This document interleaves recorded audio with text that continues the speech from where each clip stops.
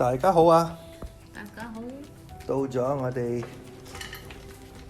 咩嘢啊 Great Expectations 嘅時間。係啦，讀你聽嘅時候啦。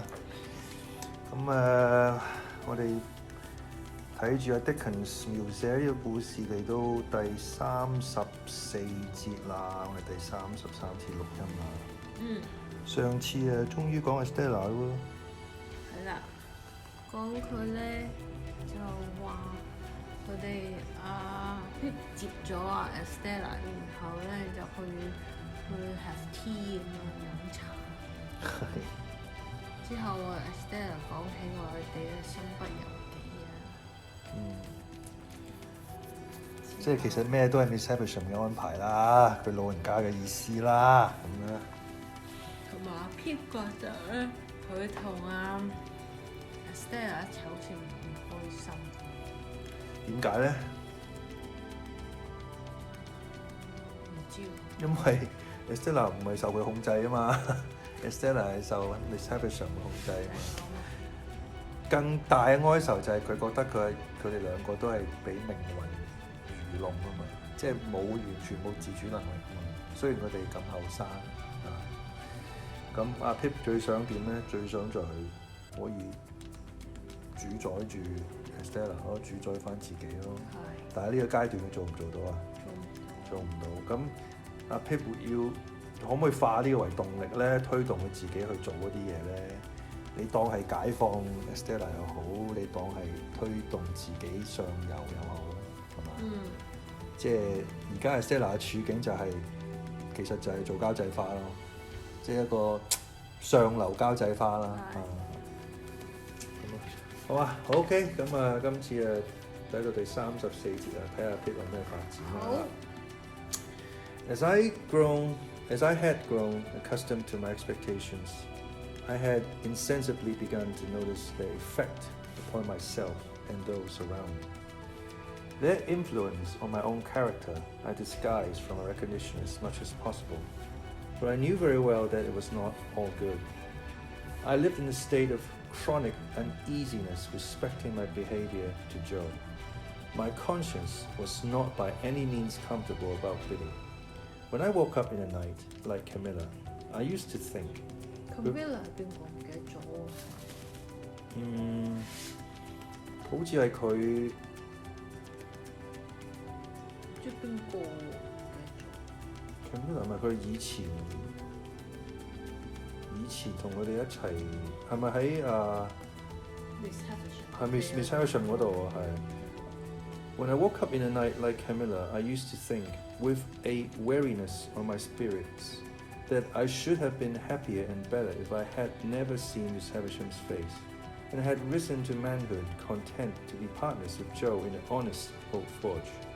Many a time of an evening, when I sat alone looking at the fire, I thought, after all, there was no fire like the forge fire and the kitchen fire at home. 我而家喺度講埋晒啲乜嘢，慳啲啊你！ Yet estella was so inseparable from all my restlessness and disquiet of mind that I really fell into confusion as to the limits of my own in its production. That is to say, supposing I had had no expectations, and yet had estella to think of, I could not make out to my satisfaction that I should have done much better I should have done much better.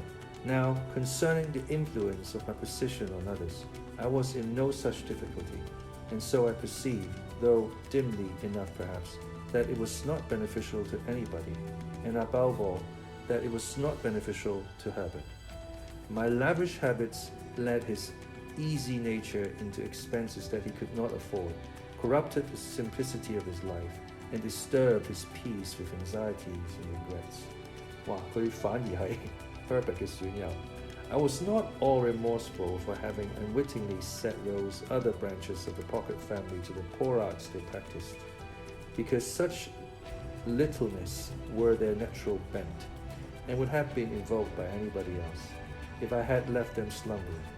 But Herbert's was a very different case, and it often caused me to twinge to think that I had done him evil service in crowding his sparely furnished chambers with incongruous upholstery work and placing the canary-breasted avenger at his disposal.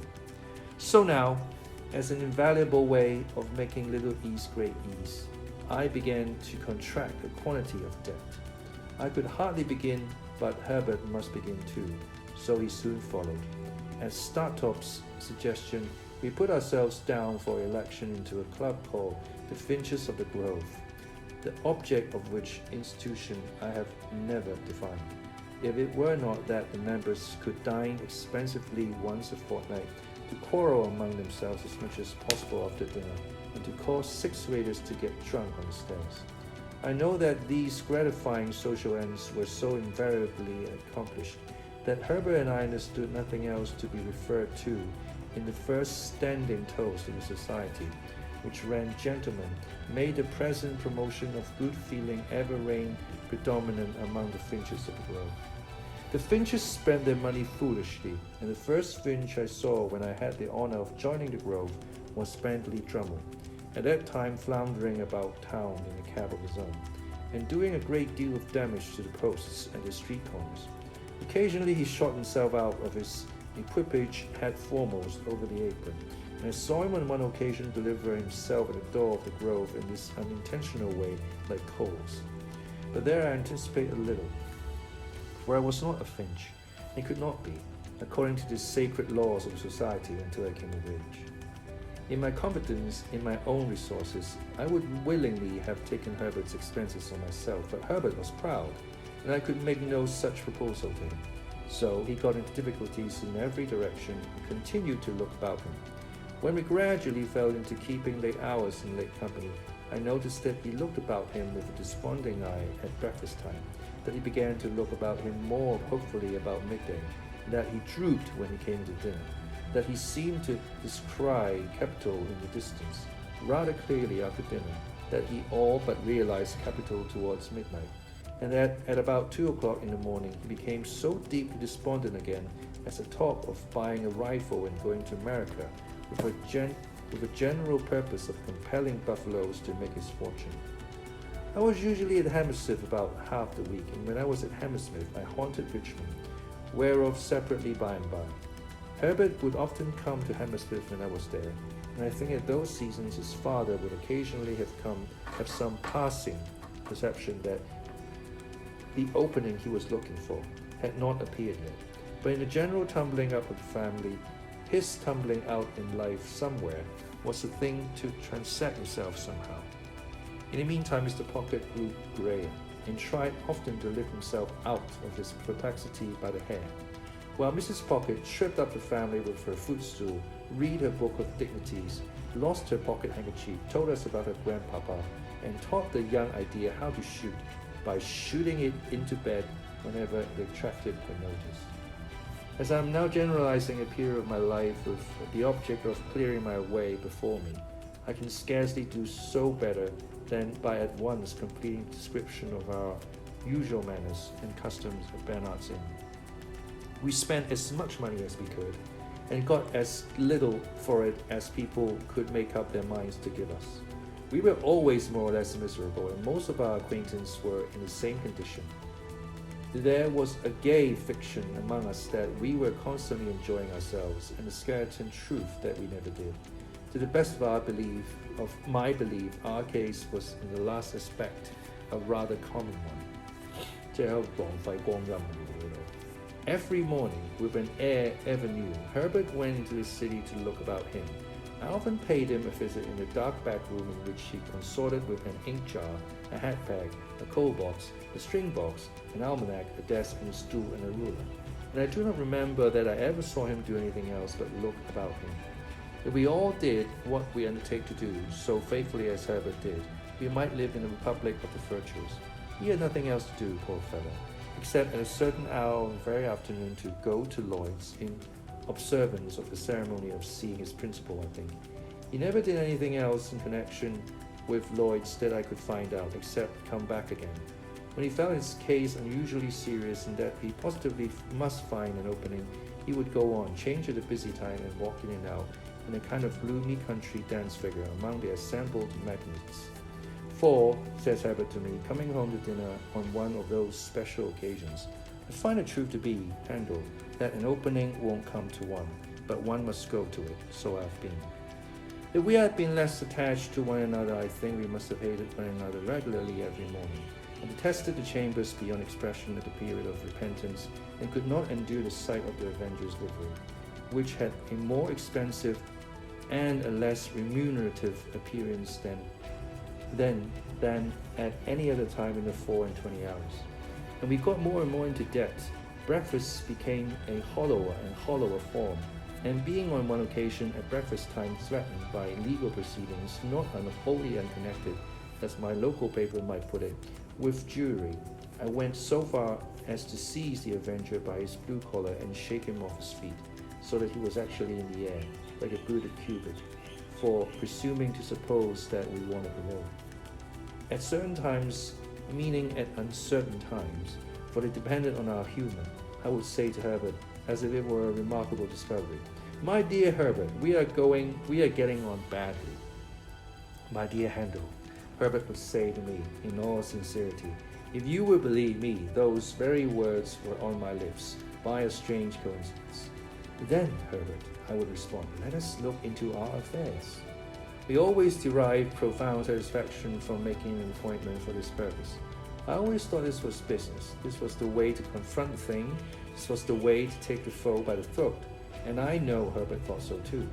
We ordered something rather special for dinner, with a bottle of something similarly out of the common way, in order that our mind might be fortified for the occasion, or we might come well up to the mark. Dinner over, we produced a bundle of pens and a copious supply of ink, and a goodly show of writing and blotting paper, for there was something very comfortable in having plenty of stationery. I would then take a sheet of paper and write across the top of it, in a neat hand, the heading, "Memorandum of Pip's Debts," with Bernard's Inn and the date very carefully added. Herbert would also take a sheet of paper and write across it similar formalities, "Memorandum of Herbert's Debts." Each of us would rather refer to a confused heap of papers at his side, which had been thrown into drawers, worn into holes in pockets, heartburn in lighting candles, stuck for weeks into the looking-glass, and otherwise damaged.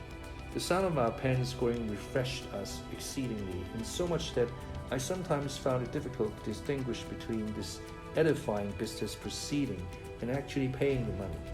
In point of meritorious character, the two things seemed about equal. When we had written a little while, I would ask Herbert how he got on.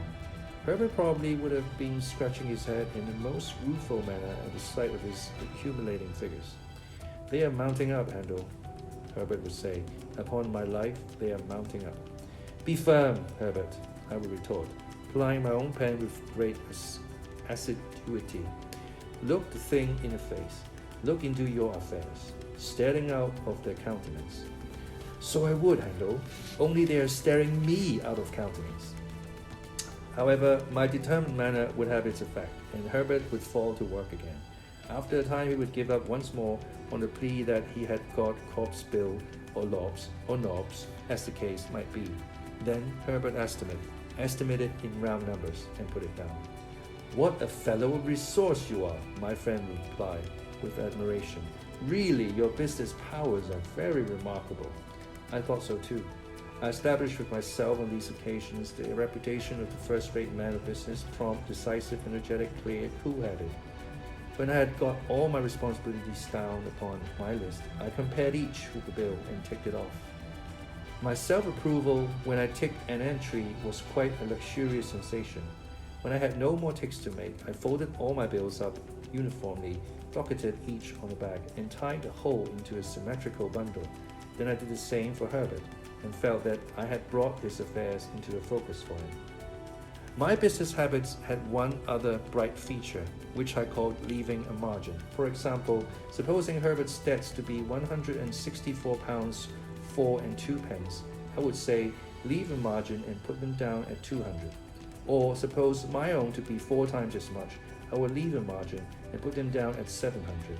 I had the highest opinion of the wisdom of this same margin, but I am bound to acknowledge that on looking back, I deem it to have been an expensive device, for We always ran into new debt immediately, to the full extent of the margin, and sometimes in the sense of freedom and solvency it imparted, got pretty far on into another margin.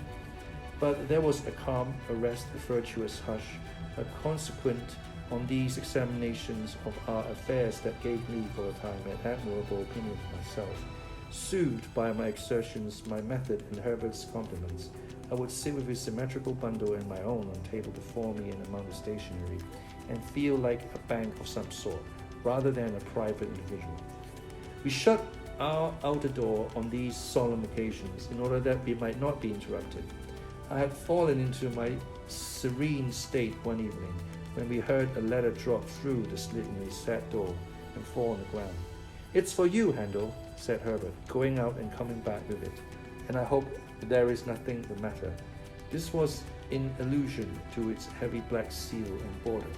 The letter was signed Trapp & Co., and its contents were simply that I was an honoured sir, and that they begged to inform me that Mrs. J. Gargery had departed this life on Monday last at 20 minutes past 6 in the evening, and that my attendance was requested at the Indyman on Monday next at 3 o'clock in the afternoon. Mrs. J. Gargery. 即係佢家姐咯。佢家姐佢家姐係 J 係嘛？都係一樣名啫嘛。佢家姐叫咩名？我唔識。都係 Jo。哦，係咪啊？係啊，不過係 Mr 同 Mrs。係咯，我見到 J Gargery 但係 Mrs 喎。OK， 係咯，咁係佢家姐咯。咁我唔知點解係阿 Trapp 話俾佢聽啦，而唔係阿 Jo 話俾佢聽啦。嗱喺呢一個 chapter 咧，似乎我頭先提出嗰啲嘢全部都係掉晒落垃圾桶嘅。佢完全冇推動力去揾嘢做，或者去諗辦法同estella一齊。佢只係成日喺度花天酒地，但係佢冇講 exactly 點樣花天酒地，但係佢就係講我哋食嘢啊、食好嘢啊、出入啲好嘅地方啊、去啲 gentlemen's club 啊、public house 啊、飲啊，即係大概做呢啲嘢去睇 play 啊呢啲咁嘅嘢咯。即係你話佢買咗啲咩做啲，其實我又唔覺佢有，即係佢最多咪買咗少少家私啊啲咁樣。咁但係佢就係純粹係過一啲即係點講啊上流啲日子啦。咁但係就而家有幾百磅嘅負債啊。咁然之後就終於就忍唔住就拉住阿 Herbert， 喂，我諗我哋真係要 work out 下我哋爭落幾多錢，因為佢哋成日賒數啊，或者佢哋欠咗好多筆數啊咁樣，咁咪真係要咩溝下佢哋總共。咁而家大概知道個數啦。咁大概知道數又如何咧？佢哋都唔知點算啊，亦都冇同 Mr. Jaggers 講喺呢一刻都。咁正當佢哋喺度躊躇緊嘅時候咧，咁佢家姐死訊就嚟咗，即係屋漏兼逢連夜雨啦，可以咁講啊！即係漏緊水，仲要再落雨啊！即係禍不單行啦。咁好明顯就係接落嚟就係要阿 Pip 去參加佢家姐嘅喪禮或者安排嘅喪禮啊，仲要可能要使一少少錢啦，就睇下 Jo 點樣搞。但係佢作為細佬，佢都有 say 嘅，點樣去處理家姐嘅喪禮。咁你話發展到呢一度，佢家姐過身有冇好可惜？咁我個人覺得又唔算有，因為佢家姐已經俾人打傻咗啦。其實喺呢一刻已經打傻咗啦。咁所以其實佢嗰個既然冇個復原希望嘅話，咁佢嘅存在都對個故事推動不大。反而係佢死咗就會令到阿 Pip 啊或者阿 Jo 啊身邊嘅人都會反省啊，反而係個動力會推大啲。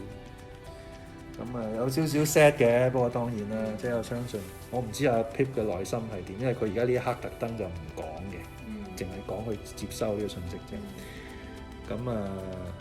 咁相信下一節應該係講佢翻鄉下去家姐喪禮定安排點啦啩，即係接連估錯幾次。呢度都估錯阿 Pip 會做啲乜啊，或者 Dickens 會寫啲乜，係咁冇乜推動力啊個故事啊。不過即係咁家姐嘅死訊算係一種推動嘅，都叫做。但係阿 Pip， 我發覺阿 Pip 佢自己本身嘅推動力係好低，佢到而家都冇真正同 Dickens 傾佢嘅將來點樣用佢嘅錢，亦都冇同 estella 好好地傾，或者點樣 plan 同佢講我對你嘅諗法，然之後我會做啲乜，甚至乎同 Herbert 都冇，佢只係同 Herbert 講我哋爭好多數，我哋要處理，冇啦，冇同 Mr. Pocket 講話要讀書啊，咩都冇啊，即係其實佢虛耗光陰。不過又或者咁講啦，咁可能喺呢一刻阿 Pip 都仲係好細，佢有冇16歲咧？呢一刻即係應該未到18啦，應該係15、16、17歲咁，可能係因為呢個緣故啩。好嘛，咁我哋下一節希望快啲嘅故事推入一個正軌啦，而家都仲係喺度遊離緊，喺度拖戲嘅少少，拖戲。可能佢就係咁。同埋即係咁樣寫到阿 Pip， 即係覺得佢好廢咯，有啲廢廢地咯。即係就算係有錢都唔識使，俾一種感覺係，佢都係住喺個噏噏嘅地方，雖然佢裝修咗，咁然之後就吃喝玩樂。但係佢點樣玩樂法？點樣開心法？有冇識到啲對佢有幫助嘅人？有冇喎？其實佢話佢識嗰啲人全部都係爭好多錢啊，唔開心啊，冇得發展啊，即係所有朋友都係咁，成個圈子都係好烏煙瘴氣嘅。咁其實佢要脫離呢個圈啊，呢個社交圈。咁啊，再講啦。好。OK，我下次繼續，拜拜。